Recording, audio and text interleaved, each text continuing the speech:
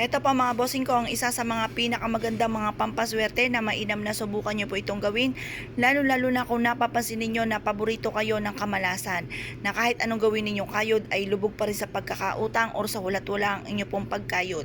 Ngayon pa mga bossing, bukod sa sipag at tiyaga, i-mindset nyo na kayo magtatagumpay. Ayudahan ito ng laging salitay ng mga magaganda. At humarap po kayo sa may silangan ng 6:30, alas 7 at ito po'y ibibilad natin hanggang alas 8 ng umaga. Ang mga ganyang oras ay nagdudulot ng swerte at ganoon din po for healing din po yan mga bossing. Ngayon po mga bossing, ibulong nyo sa tatlong materyales na ito mga bossing ang ating asin na isa sa mga pinaka-powerful na pang-attract na swerte at pang-cleansing para mawala ng kamalasan, at ang ating pong barya, hugasan po muna natin ito at ibilad po taya matuyo sa sinag ng araw sa umaga. Ito po ay isa sa mga pinakamabilis para gumulong ang magandang kapalaran, mabilis gumulong ang magandang kapalaran at mabilis na pag-asenso. Sabayan din natin ito ng napakalinis at puting-puting bulak. Ang bulak ay ginagamit para mas maging magaan ang daloy ng swerte. Ngayon po mga bossing, kung kayo po ay naniniwala sa mga pamamaraan, mag-wish na po kayo na mula sa inyong pong puso. Sabihin nyo sa pamamagitan ng pampaswerteng ito, may patutunguhan ng ating kasipagan, lahat ng mga pangarap natin ay matutupad.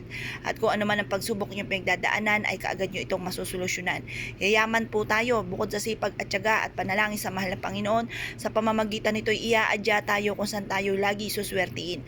Mas magiging magaan at dadaloy ng walang humpay ang swerte po sa atin.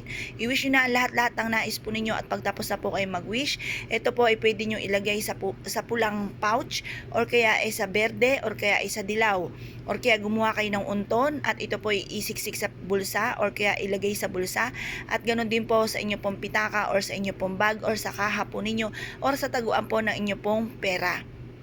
Ito po yung makakatulong para makahata kayo ng maraming swerte. Kung kayo po yung naniniwala sa mga itong pamamaraan at nais nyo po itong gawin, subukan nyo po ito. Ang ating pong 10 piso ay gold po ang gitna. Ang gold for kasaganahan po yan. Ang silver ay pantaboy ng kamalasan. Ngayon po mga bossing, kung kayo po isa sa mga mahilig sa mga itong pampapaswerte at nais nyo po itong gawin, ay siya ay good luck po sa inyo lahat.